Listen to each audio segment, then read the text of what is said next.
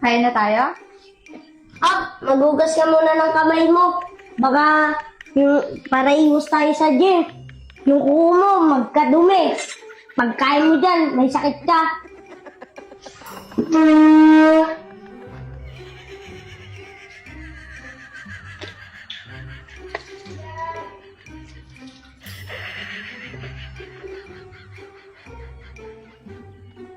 Okay na. Kain na tayo? Magdasal muna tayo.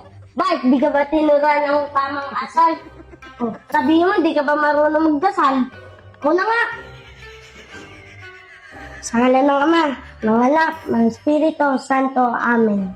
Salamat, Lord, sa araw-araw na binigay niyo pong biyaya sa amin.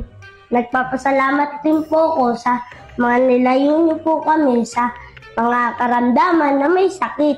Salamat rin po sa gabay at bantay po. Amen. Sa ngalan ng Ama, ng Anak, ng Espiritu Santo. Amen. Kailan ka magdasal? Oo. Kain na tayo? Ako na maglalagay ng kanin mo. Di ba may pikos ka? Isang kutsara lang sa'yo. Tama na yan sa'yo. Baka tumaas yung sugar mo. Dito lang? Busog ba ako dito? Karamdaman mo yan. Di ko karamdaman yan. Gulay lang sa'yo. Di ba bawal ka sa manok?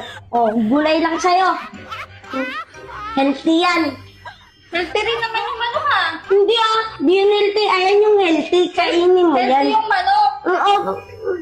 Gulay lang sa'yo. Bawal sa'yo yan. Bawal sa'yo yung manok. Kayo na lang sabaw. Hindi Sabaw lang. lang nga. Okay na yan. Kumain ka na nga. Wala nang ilaw. Wala nang ilaw. Wala nang ano. Ika lang, sisili ako yung kandila. Andali.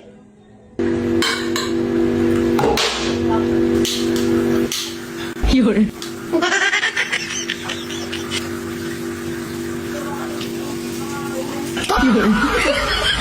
Ito kumain yan.